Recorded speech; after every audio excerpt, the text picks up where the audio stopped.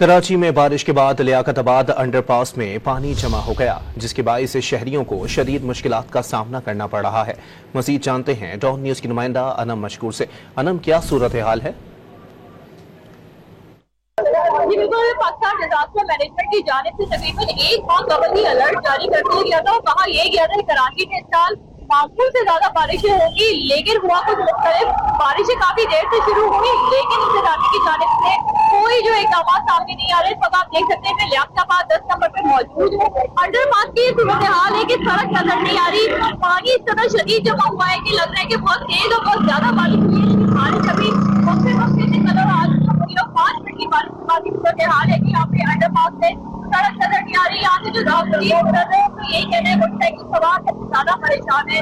अपने बात करने को तो यही कह रहा था कि इंतजामिया को चाहिए कि वो इकदाम करें। रेन इमरजेंसी अलर्ट होने के बावजूद अगर इस तरह की सूरत हाल है तो इंतजामिया को चाहिए कि अब जो है होने में आया वो आके यहाँ पे काम कर रहा है ताकि पानी की निकासी आम हो। अब तो कुछ देर बाद ही जो है वर्किंग आवर्स खत्म होंगे तो यहाँ देखेंगे ट्रैफिक का दबाव भी बढ़ेगा और सूरत हाल मजीद संगीन हो जाएगी।